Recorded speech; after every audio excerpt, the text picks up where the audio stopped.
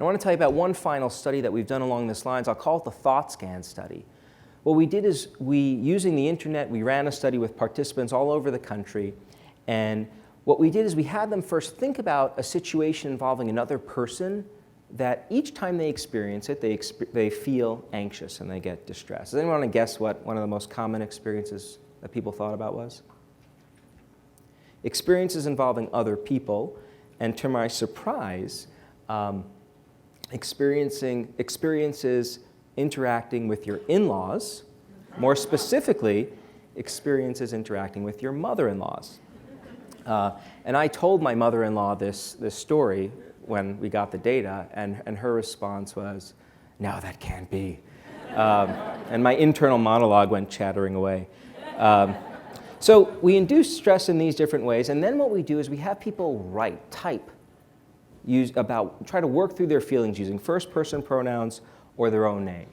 And the idea here is by having them type out their thoughts, we're getting a direct window into how these manipulations are actually influencing the thinking process. And I want to read to you a couple of the examples we get.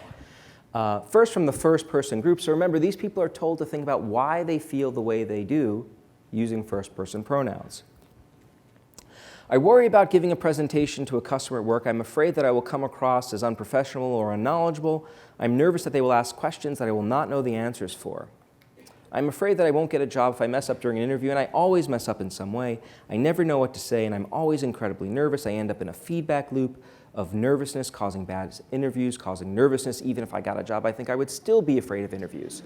So this is bleeding what we call threat, this perception that I cannot handle the situation. Now let's flip to the other condition. Just as a disclaimer, in this group, people use their own names. So I've replaced their names with the names of other people who you may or may not recognize. David, you need to slow down. It's a date. Everyone gets nervous. Oh, geez, why did you say that? You need to pull it back. Come on, man, pull it together. You can do this. Right? It's cheering. It's challenge-oriented. You can do this, Angela. You can arrange this retirement party for Ethan, get a good turnout, even though he is not well liked. You can come up with a speech. You can get someone else to speak well of him. You can keep the cost of this party within budget. Angela, you can do this. You can get people to pay for the meal and drinks, and you can get them to contribute to a gift. You will make this retirement party a good memory for Ethan. So this is a completely different feel, right? It is all about scanning the environment for what's required of me, thinking about the resources that I possess, and then coming up with an answer. I can handle this. And if you look at the data, what we find is a robust difference between these two groups in these challenge versus threat appraisals. We've looked at the broader implications of these linguistic shifts. One of the exciting things is that we see that they're not just linked with how we think under stress and behave.